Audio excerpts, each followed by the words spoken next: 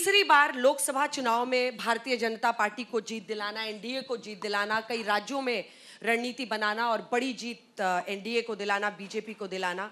वहां से आकर बिहार के इस चुनाव में रहते हैं। 20 साल नीतीश कुमार मुख्यमंत्री रह चुके हैं और इस बार सीट शेयरिंग में कम से कम एनडीए में आपको फर्स्ट मूवर का एक एडवांटेज दिख रहा है।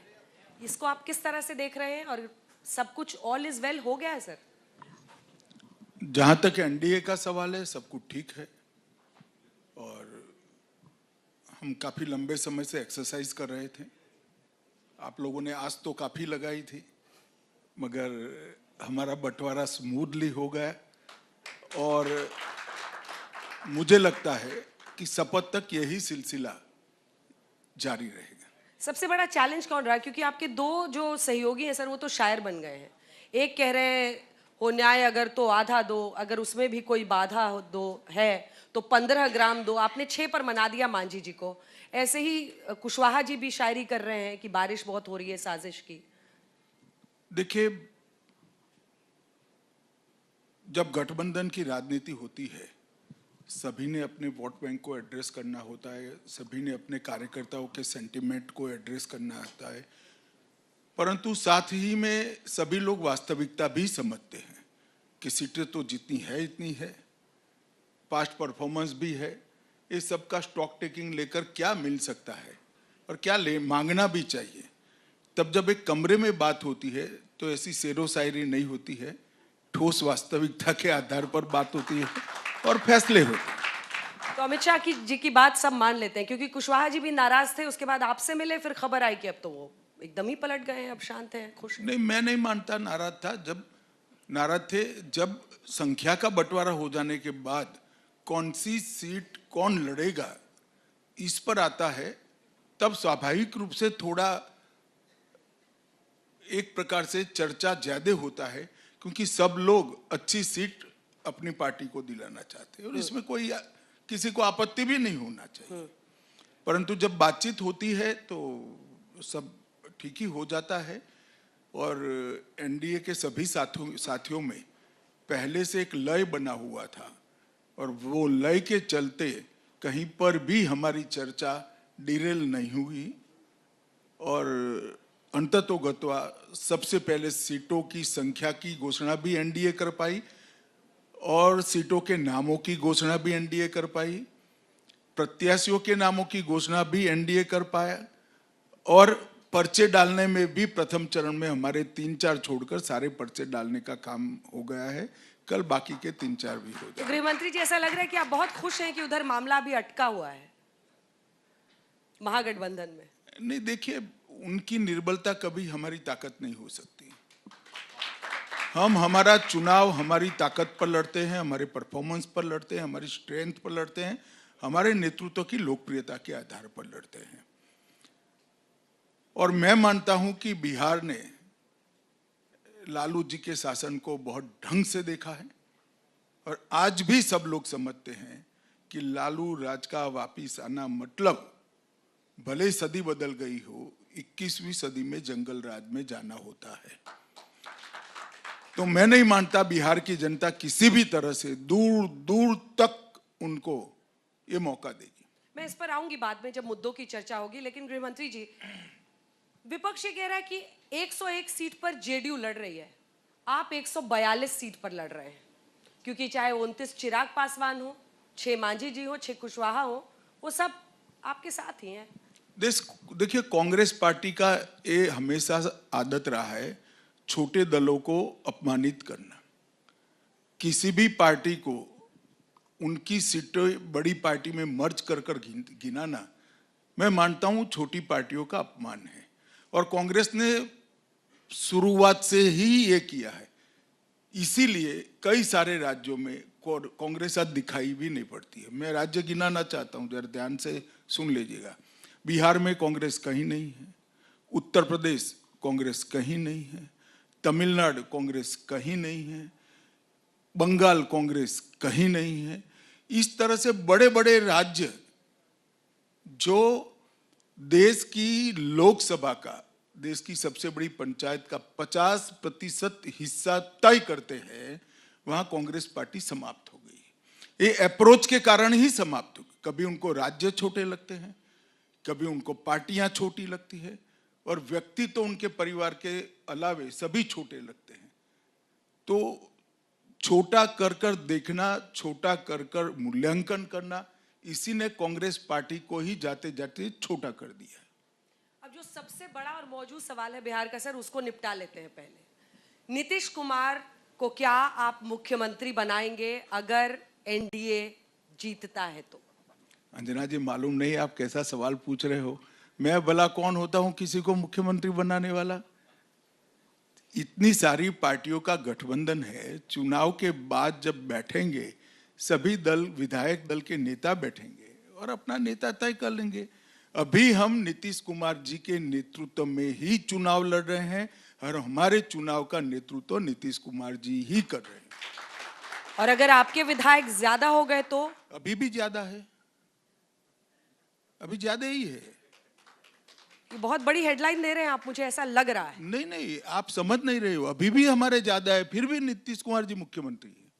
हाँ, जैसा पिछली बार तो आपने उनको बनाया था और उन्होंने ऑन रिकॉर्ड कहा था, ये मुझे फडणवीस जी ने भी इंटरव्यू में कहा कि नहीं वो कह रहे थे मत बनाओ, पर बीजेपी ने बनाया।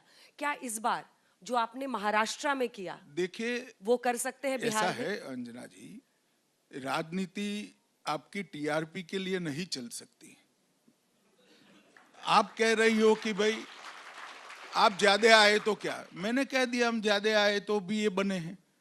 आपने पूछा आगे क्या होगा, तो मैंने प्रक्रिया समझा दी कि सभी विधायक बैठेंगे, सभी विधायक दल के बैठे नेता बैठेंगे, सभी दल बैठेंगे और तय करेंगे। नीतीश कुमार पर आपको कितना भरोसा है? ट्रस्ट फैक्टर आपका कैसा है? और मैं इसलिए पूछ रही हूँ कि 2 बार तो सर उन्होंने धोखा दिया ही आपको। देखिए, नीतीश कुमार जी भारत की राजनीति के बहुत प्रमुख नेता हैं और उनके जीवन का पूरा कालखंड कभी वो कांग्रेस में नहीं रहे और कांग्रेस के साथ में रहने का उनका रिकॉर्ड भी कभी भी 2.5 साल से लंबा नहीं रहा। तो मैं मानता हूं कि किसी व्यक्ति के जीवन का अगर मूल्यांकन करना है तो एक बड़े हिस्से को लेकर ही करना चाहिए। और ठेठ समाजवादी नेता हैं, इनके राजनीतिक जन्म से ही कांग्रेस का विरोध करते रहे हैं, जेएमपी आंदोलन के प्रमुख नेता रहे हैं और इमरजेंसी में भी अच्छी खासी लड़ाई कांग्रेस के खिलाफ लड़े हैं। तो मैं मानता हूं भरोसा भारतीय जनता पार्टी को तो है ही है, परंतु बिहार की जनता को भी है। अगर इस बार नीतीश कुमार की कम सीटें आएंगी, आपकी ज्यादा आएंगी, तब भी आप उनको सीएम बनाएंगे? मैंने कहा कि आप टाइटल नहीं निकलवा पाएगी, दूसरे प्रश्न पर शिफ्ट होगी तो आपकी गाड़ी आगे बढ़ेगी। ठीक है सर, आगे बढ़ते हैं। हिंदी पट्टी का एकमात्र राज्य जहां पर बीजेपी का आज तक मुख्यमंत्री नहीं बना, वो बिहार ही है। क्या गृह मंत्री अमित शाह का ये सपना है कि बिहार में भी बीजेपी का मुख्यमंत्री हो? पहली बात तो मैंने आज तक जीवन में कोई स्वप्न ही नहीं देखा है। मैं बहुत चैन की नींद सोने वाला आदमी हूँ, तो मेरा स्वप्न आपको किसने कह दिया, मेरे लिए सस्पेंस है। खैर, भारतीय जनता पार्टी गठबंधन में भरोसा करती है। गत चुनाव में मैंने जैसे कहा हमारी सीटें कम थी, फिर भी हमने नीतीश कुमार जी को मुख्यमंत्री बनाया। हालांकि नीतीश कुमार जी ने स्वयं प्रधानमंत्री जी को फोन किया था कि आपकी सीटें ज्यादा आई है, गठबंधन धर्म तो ये कहता है कि आपका मुख्यमंत्री आप करिए, हम समर्थन करेंगे। परंतु फिर भी प्रधानमंत्री जी ने इनकी सीनियोरिटी देखते हुए हमारी पार्टी की ओर से कहा कि नहीं, आप नेतृत्व करिए, हमें कोई आपत्ति नहीं है। हम जब पूर्ण बहुमत की सरकार प्राप्त किए तब भी हम एनडीए की सरकार बनाए थे और जहां जहां राज्यों में भी हमने, उत्तर प्रदेश हो, महाराष्ट्र हो, जहां जहां में कई बार पूर्ण बहुमत मिला या साथियों के साथ मिला, हमने एनडीए की ही सरकार चलाई है। तो हमने गठबंधन का हमेशा सम्मान किया है और इस बार भी करेंगे। पिछली बार के चुनाव में सर सिर्फ 12,786 वोट्स का अंतर था एनडीए में और महागठबंधन में। क्या ये वजह है कि इस बार चिराग पासवान को शामिल किया है आपने, और चिराग पासवान की अपनी महत्वाकांक्षाएं दिखती हैं? नहीं, आपको कैसे लगता है? आपको शायद मालूम नहीं, बीच में एक पूरा जनरल इलेक्शन चला गया लोकसभा का, 24 का चुनाव चिराग पासवान जी हमारे साथ ही लड़े, हमारे साथी थे। वो हमारी कैबिनेट में मंत्री भी है, मोदी जी की कैबिनेट में हमारे साथी है, तो हमारे साथ ही लड़ेंगे। और उनको 29 सीटें देने पर किसी ने नाराजगी जाहिर की क्या आपके सामने कि भाई? आज तक के अलावा किसी ने नाराजगी जाहिर नहीं की। अब आते हैं कुछ मुद्दों पर, और उन मुद्दों में सबसे पहले एसआईआर का मुद्दा उठाते हैं। अब विपक्ष का क्या आरोप है? राहुल गांधी जो पूरा वोटर अधिकार यात्रा निकाले, गृहमंत्री जी उन्होंने यही कहा कि ये वोट चोरी कर रही है बीजेपी, और इलेक्शन कमीशन जो है वो बीजेपी के इशारे पर काम करता है। देखिए, इस तरह की बातें करना बहुत सरल है।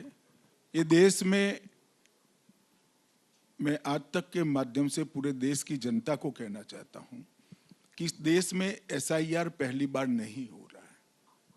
इसकी शुरुआत 53 में हुई थी, तो राहुल जी की दादी के पिताजी के समय भी हुआ था, उनकी दादी के समय भी हुआ, उनके पिताजी के समय में भी हुआ, और उनकी माताजी के समय में भी हुआ। शायद राहुल जी को ये सत्य कोई बताता नहीं। एसआईआर है क्या? एसआईआर का मतलब है मतदाता सूची का शुद्धिकरण। जब 10, 12, 15 साल हो जाते हैं, तब कई सारे लोगों का मृत्यु हो जाता है, कई सारे लोगों का एक जगह से दूसरी जगह अपने कामकाज की दृष्टि से, नौकरी की दृष्टि से जाना होता है। वो वहां पर भी मतदाता है, यहां पर भी मतदाता है। पहले यहां रहते थे, मानो कि दिल्ली गए, तो वहां पर भी है, यहां पर भी है। तो ये मतदाता सूची शुद्ध होनी चाहिए या नहीं होनी चाहिए? मैं एक छोटा सा सवाल राहुल जी को पूछना चाहता हूं कि मतदाता सूची शुद्ध होना चाहिए या नहीं होना चाहिए? मतदाता सूची का शुद्धिकरण का दूसरा नाम है एसआईआर।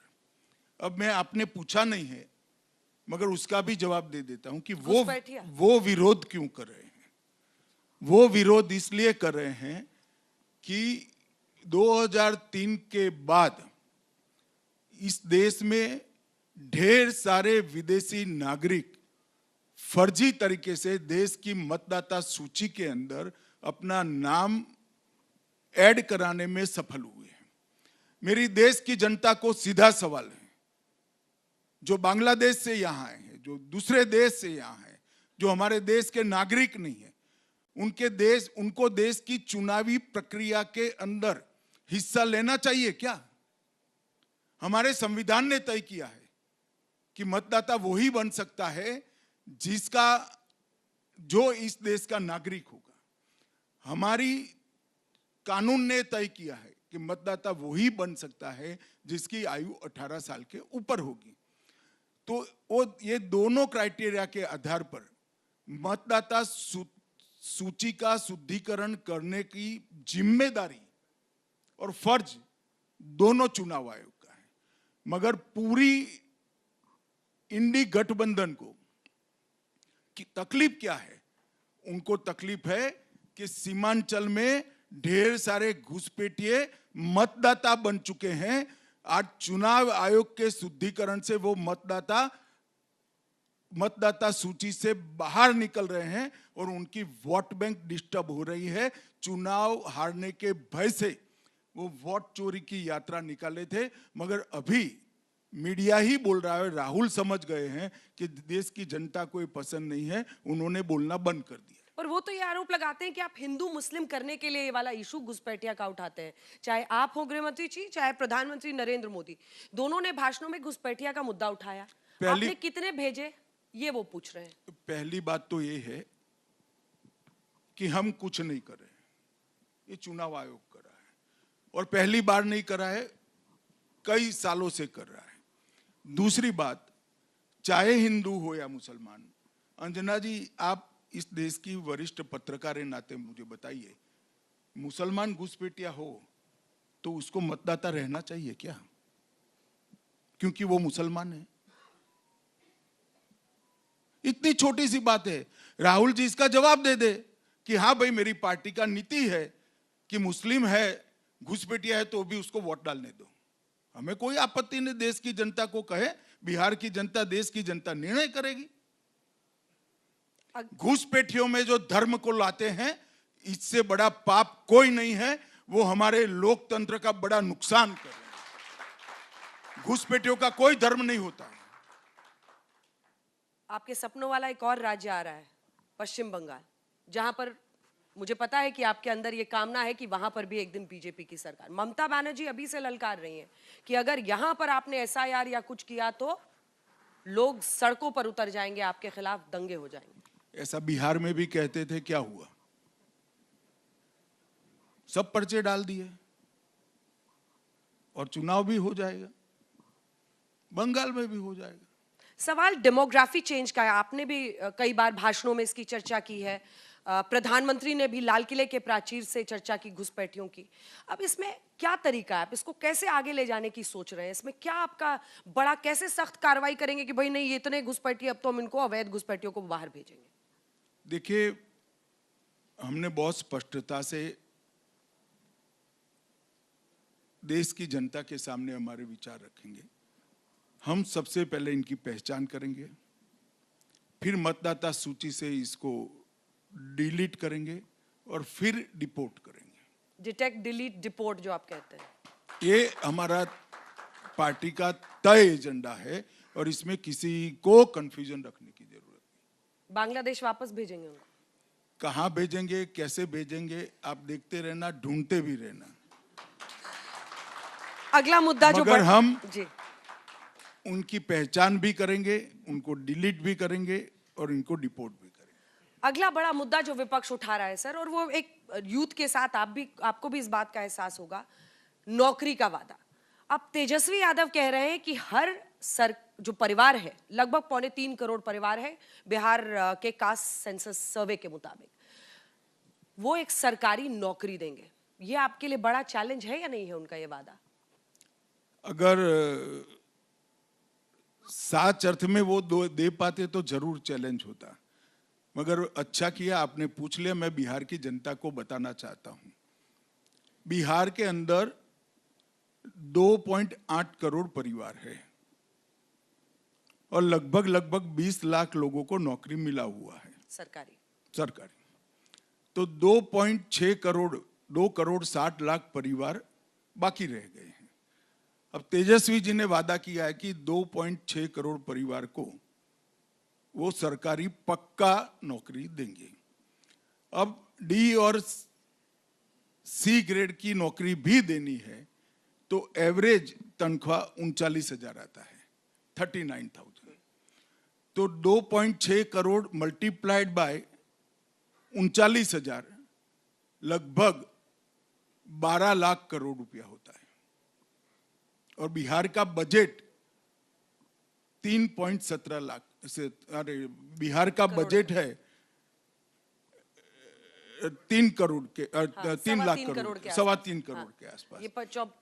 अब तेजस्वी जी को जरूर ये करना चाहिए, उनको सत्ता मिले तो दे देना चाहिए, मगर ये 12 लाख करोड़ कहां से लाएंगे वो बिहार की जनता को समझा देना चाहिए। वो मानते हैं कि वो बोलेंगे और बिहार की जनता मान जाएगी। अब उन्होंने हमारी मुसीबत कर दी है। सब लोग हमें पूछते हैं कि तेजस्वी 12 लाख करोड़ कहां से लाएगा, हमें पूछ रहे। मैंने कहा भाई लालू जी को पूछो, तेजस्वी को तो पूछने का कोई मतलब नहीं है, लालू जी शायद बता पाए। ये बिल्कुल बेबुनियाद वादा है जो कभी पूरा नहीं होना है। वोट लेने के लिए बिहार की जनता के सामने बोला गया सफेद झूठ है। और बिहार के लोग, बिहार के युवा विशेषकर, ये बहुत अच्छे तरीके से जानते हैं कि इतनी नौकरी देने के लिए 12 लाख करोड़ रुपया चाहिए, जो आज बिहार के बजट का 4 गुना है। लेकिन गृह मंत्री जी, आप कहां से पैसा लाएंगे? क्योंकि आप भी 1 करोड़ 21 लाख महिलाओं को 10,000 रुपया दे रहे हैं। अब जब विपक्ष करता है तो आप कहते हैं कि देखो, नहीं, आपने स्टडी नहीं किया है अंजना जी, माफ करिएगा, सीड मनी है। लोन लेने के लिए जो पूंजी चाहिए वो है, वो दे दिया हमने। तो दे दिया है आपने? हाँ, दे दिया है। पर आप ये भी कह रहे हैं कि आगे 2 लाख अगर कोई अच्छा करता है तो आप उसको 2 लाख बैंक देगा। हाँ, बैंक देगा, ये सीड मनी के आधार पर, और सरकार इसकी गारंटी पार्शियल लेगी। लेकिन गृह मंत्री जी, क्या ये फ्री भी नहीं है? क्या ये रेवड़ी नहीं है? ना फ्री भी नहीं है। हम 2 लाख करोड़ रुपया उसको देते हैं तो आप ऐसा कह सकते हो हम ये 20 ये 10,000 के आधार पर वो जीविका दीदी महिला स्व सहाय समूह बनाकर छोटा मोटा उद्यम करेगी और इसके परफॉर्मेंस के आधार पर, वो पूंजी के आधार पर बैंक उसको नई लोन देगा। वो फ्रीबीज नहीं है, इसलिए नहीं है कि वो परिश्रम करेगी, वो इससे व्यापार करेगी, कमाएगी और उसके बाद बैंक के पास आएगी। इसी के साथ लेकिन ये प्रश्न जो विपक्ष, फ्रीबीज और सपोर्ट में जो अंतर है वो ये है। ठीक है, लेकिन इसी के साथ विपक्ष कह रहा है कि 20 साल में अगर काम किया होता तो लास्ट में ये एक एक करके, क्योंकि बहुत करीब है ना सर, अब तो वोटिंग का टाइम आ गया है। देखिए, विपक्ष अगर ये कह रहा है कि 20 साल में काम किया होता तो ये न करना पड़ता। हमने 20 साल में काफी कुछ काम किया है। मैं लालू जी को पूछना चाहता हूं कि आप कितने गंगा पर ब्रिज छोड़कर गए थे? अभी 4 ब्रिज बन चुके हैं नए और 10 और बन रहे हैं। आप बिहार की एयरपोर्ट की स्थिति क्या छोड़ कर गए थे? हमने नया बना दिया, पूर्णिया बना, दरभंगा बना, बिहार में भी एक नया और बन रहा है, ये हमने किया। हमने मखाना बोर्ड भी बनाया।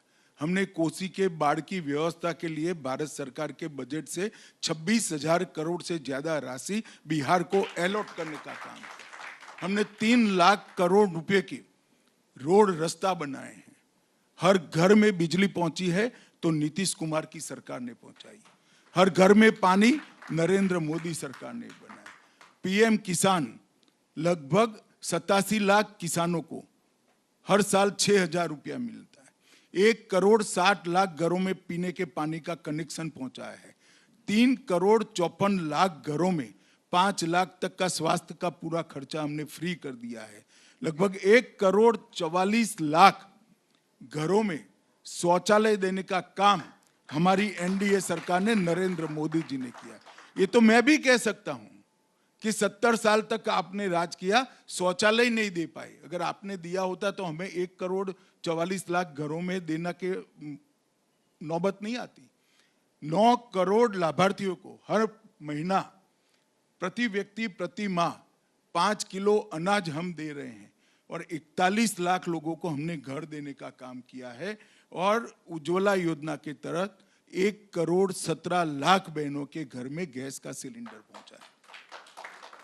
अब मैं ये बात कहना चाहता हूं, आज आपने तो मुझे विपक्ष की ओर से पूछ लिया, मगर मैं विपक्ष को इस मंच के माध्यम से पूछना चाहता हूं, आपने इसका आधा छोड़िए, 10वें हिस्से का भी काम किया हो तो पटने के चौराहे पर खड़ा कर दीजिए, हो जाइए। हमारा युवा मोर्चे का अध्यक्ष आपके साथ 2-2 हाथ करेगा।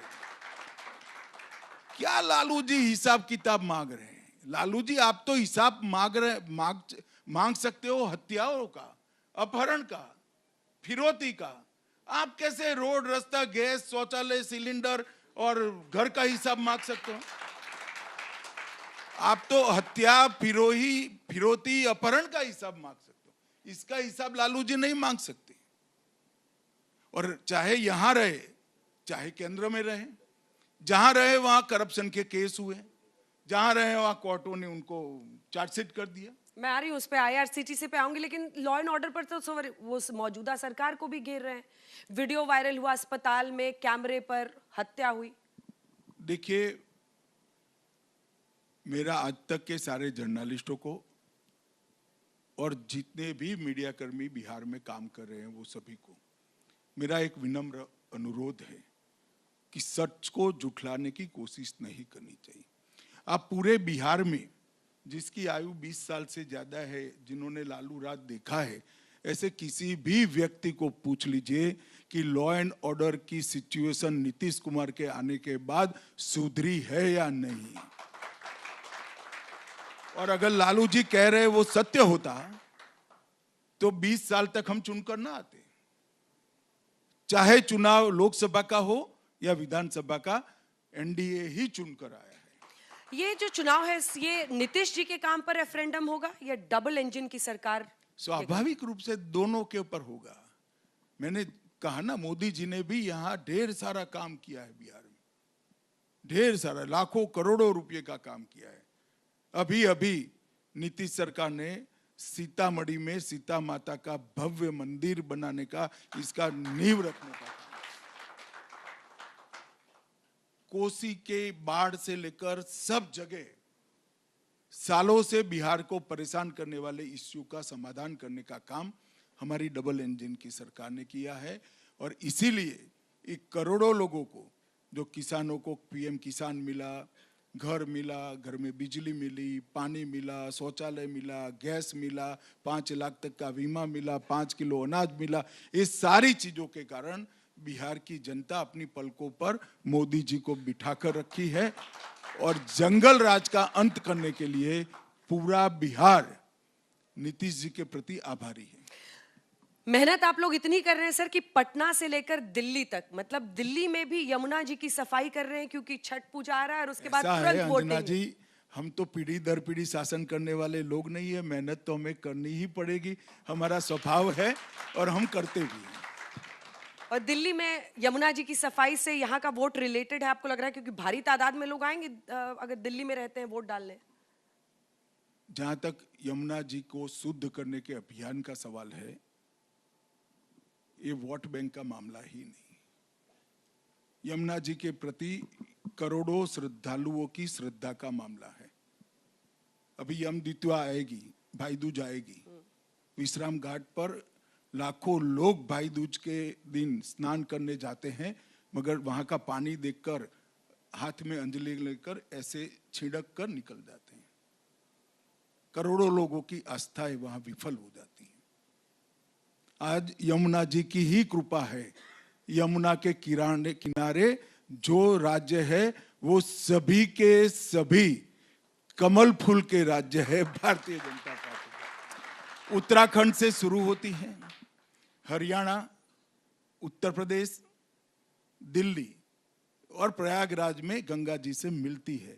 तब तक यमुना जी के पूरे किनारे पर भारतीय जनता पार्टी का शासन है। और आप मेरी बात मान कर चलना, 29 के चुनाव के पहले किसी भी भाई बहन को भाई दूज के दिन स्नान करना है तो जरूर आप जाइएगा। आप स्वच्छ पानी में यमुना जी में किल्लोल कर कर स्नान कर पाएंगे। अब आते हैं भ्रष्टाचार के मुद्दे पर, जो अगला मुद्दा मैं उठाना चाहती हूँ। अब उनका ये आरोप है कि IRCTC स्कैम में इस वक्त कोर्ट ने चार्जशीट किया है, लेकिन वो कह रहे हैं कि ये बीजेपी की वजह से हो रहा है और 11 को वोटिंग है, 10 को अगली उनकी पेशी है। तेजस्वी यादव देखिए, ये बहुत बड़ी भ्रांति है। एक केस रजिस्टर कांग्रेस सरकार के समय में हुआ। लालू जी अब तक न्याय की प्रक्रिया को डिरेल करते रहे, अब हाईएस्ट कोर्ट तक हार चुके, तब जाकर उन पर चार्ज फ्रेम हुआ है। अरे कोई पहला चार्ज फ्रेम नहीं, उनको तो आदत है, 16वां चार्ज है। 15 चार्ज पहले ही फ्रेम हो चुके, सजा भी हो चुकी है। ये कोई नई बात नहीं है। इससे लालू जी सिंपैथी लेने का प्रयास न करे, कभी नहीं मिलेगी। लालू जी, जब आप रेल मंत्री थे, आपने रेलवे में भर्ती के लिए भी घोटाला किया, रेलवे का गेस्ट हाउस बेचने में भी घोटाला किया, और नरेंद्र भाई की सरकार आई तो 20 वंदे भारत ट्रेन बिहार में चालू हो गई। ये फर्क है। और वो तो कह रहे हैं कि आप 130वां संशोधन भी संविधान का इसलिए लेकर आए हैं क्योंकि आप विपक्षी नेताओं को निपटाना चाहते हैं कि 30 दिन तक बेल नहीं मिली तो कुर्सी गई। देखिए अंजना जी, एक गलतफहमी फैलाने का प्रयास वो लोग कर रहे हैं। 130वां संशोधन भारतीय जनता पार्टी को भी लागू होता है, हमारे मुख्यमंत्रियों को भी होगा, हमारे प्रधानमंत्री को भी होगा। वो सिर्फ विपक्ष को लिए नहीं है, सभी चुने हुए पदाधिकारियों। मगर हमें डर नहीं है, क्योंकि हमें कुछ गलत करना नहीं है। उनको डर है क्योंकि उनको भ्रष्टाचार की आदत लगी हुई है। वो कहते हैं एजेंसी आपके पास है, इसलिए आप लोगों के खिलाफ कुछ नहीं हो। ऐसा है कि एजेंसी मानो हमारे खिलाफ केस न करे, देश की अदालत में वो PIL कर जा सकते हैं या नहीं जा सकते। उनके शासन में हमने सैकड़ों PIL करी थी और कोर्ट ने ऑर्डर किए थे, CBI ने केस रजिस्टर करने पड़े थे। एक भी PIL कर पाए हो कांग्रेस पार्टी तो मुझे बताइए, एक भी PIL नहीं कर पाए। कि नरेंद्र मोदी शासन में भ्रष्टाचार छोड़ो, भ्रष्टाचार का आरोप भी नहीं हुआ और कांग्रेस ने 12 लाख करोड़ के घपले घोटाले भ्रष्टाचार किए। ये लेकिन आप लेकर आए थे अरविंद केजरीवाल के केस की वजह से। ना जी, उनकी बेल होने के बाद लाए थे। पर तब वरना आपको उसके- एहसास हुआ कि वरना जेल उसके से भी पहले- उन्होंने कुर्सी नहीं छोड़ी। देखिए, देश में जब संविधान बना तब संविधान निर्माताओं ने ऐसी कल्पना ही नहीं की थी कि कोई व्यक्ति ऐसा निर्लज्ज होगा जो मुख्यमंत्री रहते जेल में रहकर सरकार चलाना चाहेगा। अब ऐसी घटना देश में हो गई, तमिलनाडु में भी हुई, दिल्ली में भी हुई, और ये सारे इंडिया अलायंस वाले हैं। तो हम जो कानून लेकर आए हैं उसमें किसी पर भी आरोप लगता है और वो जेल में जाते हैं और 30 दिन तक उसके लिए उनके लिए समय है। अगर 30 दिन में बेल ले ले तो कुछ नहीं होगा। अच्छा, बाद में भी बेल लोगे तो फिर से मुख्यमंत्री की शपथ करा लेना भैया। जैसा हेमंत सोरेन जी ने लिया। हाँ, हेमंत सोरेन जी ने लिया, मगर उनको तो जरूरत, वो बेचारे इस्तीफा देकर गए थे। हाँ, लालू जी भी इस्तीफा दिए थे। लालू जी भी दिए थे। हाँ। मगर अब शायद नहीं देना चाहते हैं। और मैं आज तक के माध्यम से देश की जनता को पूछना चाहता हूं, किसी राज्य का मुख्यमंत्री, मंत्री या केंद्र का मंत्री या प्रधानमंत्री देश का जेल में बैठकर सरकार चलाना चाहिए क्या? ये किस प्रकार के लोकतंत्र की हम कल्पना कर रहे हैं, मेरी समझ में नहीं आता है। और क्या हो गया है मीडिया को, वो भी कोरस में आ गया है, इनके साथ सहगान कर रहा है। भाई, आप लोग तो कम से कम बताइए कि वास्तविकता क्या है। आपका बेल हो जाएगा तो आप फिर से सीएम बन जाओगे। नहीं, ठीक है, आप, इसीलिए मैंने सवाल पूछा क्योंकि विपक्ष कह रहा है कि टारगेट कर रहे हैं। अब अगले प्रश्न पर आते हैं, शराबबंदी। सर, वो भी बिहार में एक बड़ा चैलेंज है और कई सारे ऐसे मामले हुए, गुजरात में भी है, यहाँ पर लेकिन कई बार हुआ जब जहरीली शराब पीने की वजह से लोगों की मौत हो गई। शराबबंदी कितना इफेक्टिवली आपको लगता है कि बिहार में लागू? जहरीली शराब के मामले जहां शराबबंदी नहीं है ऐसे राज्यों में भी हुए हैं। जहां शराबबंदी नहीं है वहां पर भी हुए जहरीली शराब के बड़े बड़े मामले हुए। तो इसको जोड़कर देखना ठीक नहीं है। नक्सलवाद के मुद्दे पर आते हैं क्योंकि इस बार 2 फेजेस में चुनाव हो रहा है बिहार में। इससे पहले 6 फेज में भी हुआ है, 5 में हुआ है, 3 में हुआ है, 2 फेज में हो रहा है। तो इसी पर मेरा प्रश्न है, क्योंकि आपने आज पोस्ट भी किया है कि 258 नक्सलियों ने खुद ही अपने हथियार डाल दिए हैं गढ़चिरौली और तमाम इलाकों में। हमने देखा है पिछले दिनों बदलाव। लेकिन एक बहुत बड़ा तबका है सर जो ये मानता है कि 2026 की आप मार्च की डेडलाइन दे रहे हैं। वो ये कहते हैं कि उनके क्या ह्यूमन राइट्स नहीं है, आप उनको किस दबाव में डाल रहे हैं, आप उनको बहुत सारे चैलेंज। हथियार रखना ह्यूमन राइट होता है क्या? ये कहां व्याख्या पढ़ ली आपने? कोई हाथ में हथियार रखे ह्यूमन राइट है? एक कौन से पुस्तक से ह्यूमन राइट की व्याख्या लाई है? उनके ह्यूमन राइट है, इसीलिए कह रहा हूं कि हथियार डाल दीजिए, मेन स्ट्रीम में आइए, आपके सारे अधिकार मिलेंगे। आप चुनकर गांव के सरपंच बनिए, तहसील पंचायत में आइए, जिला पंचायत में आइए, आपकी आवाज मुखर करिए, कोई प्रॉब्लम नहीं है। मगर हथियार लेकर दूसरों के प्रति हिंसा करना, ये देश का संविधान परमिट नहीं करता है। और अगर हथियार हाथ में है तो उनसे कोई बात नहीं होगी। हथियार डाल दिए, इनके लिए स्वागत है, आइए आप मेन स्ट्रीम में आइए। पूरे नॉर्थ ईस्ट में 9,900 लोगों ने हथियार डाल दिए। सारे लोग अब मेन स्ट्रीम में हैं, अपना अपना काम कर रहे हैं, नौकरी कर रहे हैं, चुनाव लड़ रहे हैं। नक्सलियों से सिर्फ लड़ाई है, उनको सिर्फ ये करना है, या जो इंटेलेक्चुअल्स उनको सपोर्ट करते हैं? इसीलिए ये मैंने प्रश्न किया था। बहुत सारे इंटेलेक्चुअल्स इस देश में हैं जो उनके सपोर्ट में हैं। क्या गृह मंत्री जी का नजर देखिए, उधर भी है? जब तक इंटेलेक्चुअल एक्टिविटी तक ही इंटेलेक्चुअल सीमित रहेंगे कोई आपत्ति नहीं, मगर इंटेलेक्चुअल एक्टिविटी कर कर नक्सलियों के साथ रिश्ते भी रखेंगे, उनका वित्त पोषण करेंगे, उनको मॉरल बूस्टअप करेंगे, तो आपत्ति में आएंगे। तब उनके खिलाफ भी एक्शन होगा? किसी के भी खिलाफ होगा, आपके खिलाफ भी हो सकता है अगर आप वित्त पोषण करें। नक्सलियों का जो वित्त पोषण करेगा वो हर एक व्यक्ति के खिलाफ हो सकता है। गृह मंत्री जी, अब थोड़े ऐसे मुद्दों पर आते हैं जो कि आपने कहा शुरू में ही कि छोटी पार्टियों का अपमान कांग्रेस पार्टी करती है, तो चर्चा छोटी पार्टियों पर हो जाए एक बार, क्योंकि अब जन सुराज प्रशांत किशोर एक पार्टी लेकर आए हैं और वो कह रहे हैं कि हम न्यू पॉलिटिक्स लाएंगे बिहार में, हम बदलाव करेंगे। आपको लगता है कि वो एक सेंटिमेंट को छू पाएंगे, कुछ अच्छा कर पाएंगे? देखिए, इस देश में 1550 पार्टी थी, अब 1551 आ गई है और सबको अच्छा सोचने का अधिकार है। मैं क्यों किसी का अधिकार सीमित करूं भाई? प्रशांत जी कह रहे हैं कि वो बिहार को रैपिड स्पीड से आगे बढ़ाएंगे, तो बढ़ाएंगे। जनता का मैंडेट चाहिए, जनता उनको वोट देगी तो वो भी करेंगे। पर आप उनको चैलेंज मान रहे हैं? नहीं, आपकी चुनावी नजर में, रणनीति में वो कहां पर है? देखिए, ऐसा है, मैं हर एक व्यक्ति जो हमारे खिलाफ चुनाव लड़ता है उसको चैलेंज मानता हूं। असदुद्दीन ओवैसी को चैलेंज मानते हैं क्या? वो सीमांचल में सीटें मैंने खोज के कहा लड़ रहे हैं। कोई भी व्यक्ति हमारे खिलाफ चुनाव लड़ता है वो चुनावी चैलेंज तो है ही। चुनाव में हमारी प्रतिद्वंदिता कर रहे हैं तो हमारे चैलेंज ही है।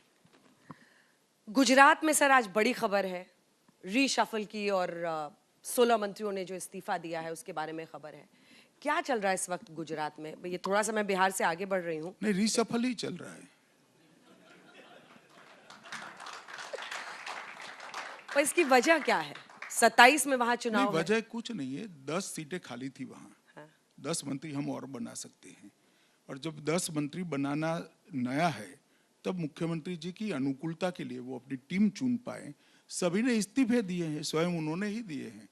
तो मुख्यमंत्री जी कल अपना नया मंत्रिमंडल तय करेंगे और शपथ कराएंगे।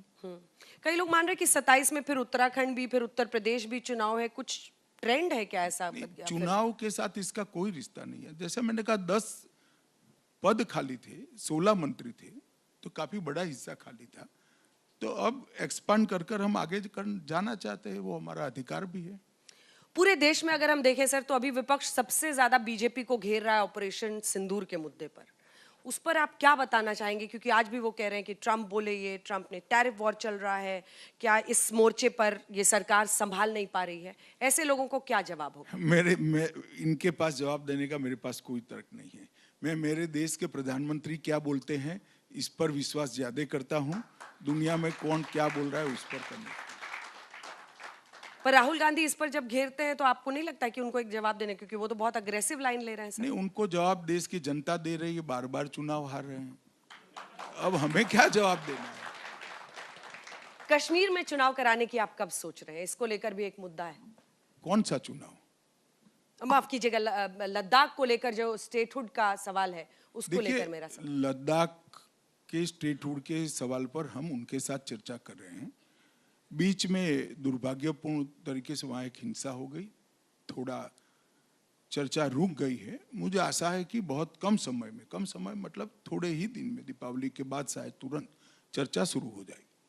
और उसका आपको लग रहा है कि एक हल निकल जाएगा? क्योंकि स्थिति अब वो जेनजी से भी जोड़ा गया, मैं तो जेनजी से जोड़ा आशा रखता हूँ कि हल निकल ही आएगा।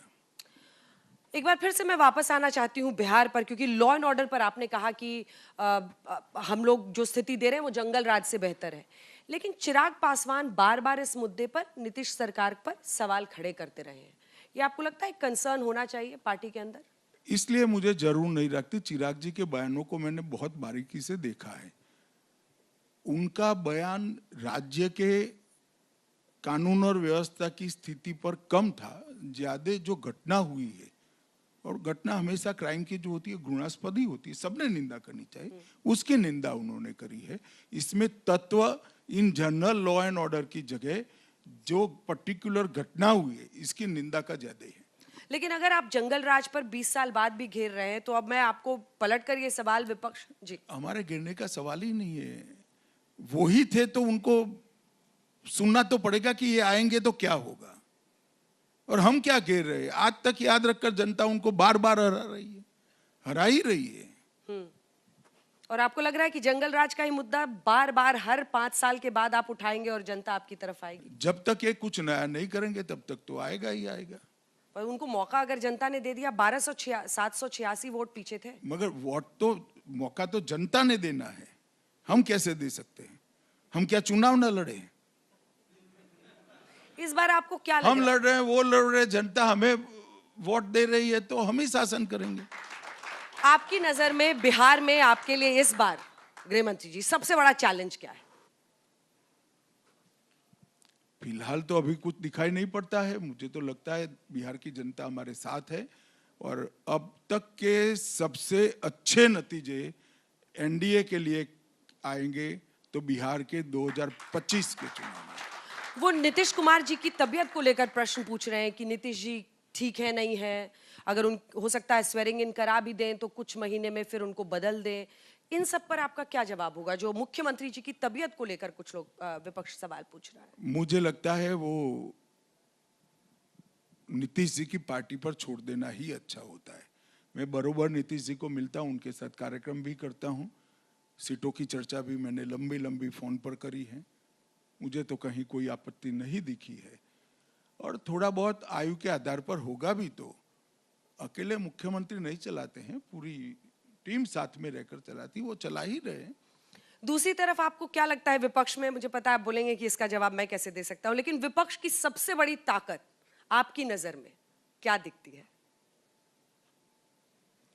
अब उन्होंने एक प्रकार से घुसपैठियों को ताकत बनाने का प्रयास किया था, मगर चुनाव आयोग की एसआईआर के कारण मुझे लगता है विफल हो गया है। एसआईआर पर वो यही कहते हैं कि आप एसआईआर में चुनाव आयोग को डिफेंड करते हैं और बीजेपी ये काम क्यों करती है? ये काम छोड़िए, हम चुनाव आयोग को नहीं डिफेंड करते हैं, हम प्रक्रिया को डिफेंड करते हैं। देश भर में करेंगे सर? चुनाव आयोग ने कहा है, हम तो समर्थन करते हैं, मतदाता सूची का शुद्धिकरण होना ही चाहिए और कोई भी घुसपैठिया है तो इसको बिल्कुल दृढ़ता के साथ चुनाव की मतदाता सूची से निकाल बाहर करना चाहिए। पर वो लिस्ट तो आई नहीं घुसपैठियों की, जो घुसपैठियों की बात हो रही थी कि घुसपैठिए की भी लिस्ट देगा चुनाव आयोग, ऐसा कुछ आया नहीं। जो नाम कटे हैं उनको मालूम है क्यों कटे हैं। अच्छा, आपको लग रहा है कि इसमें घुसपैठियों को निकाला गया है मुझे तो राहुल जी को यात्रा निकालनी पड़ी, इसके कारण लगा कि घुसपैठिए निकलते होंगे तभी यात्रा निकालेंगे, वरना कांग्रेस पार्टी भला क्यों यात्रा निकालेगी।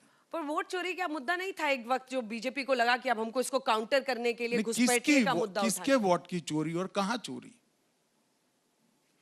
वोट तो मतदाता स्वयं देता है, कोई चोरी कैसे कर सकता है?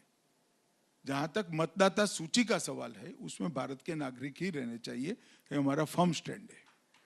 महिलाओं को लेकर जो 10,000 का स्कीम है उसमें वो ये भी कह रहे हैं कि आप लोगों ने सीधा महिलाओं को मतलब एक तरह से अपनी तरफ करने के लिए, इससे पहले पंचायत में भी रिजर्वेशन दिया था, अब ये स्कीम आप आधी आबादी को अपनी तरफ करने की कोशिश में ये सब देखिए ऐसा नहीं है अंजना जी, ये लोगों का प्रॉब्लम है कि वो कोई भी चीज को गलत तरीके से देखने की आदत रखते हैं, इसीलिए चुनाव हारते।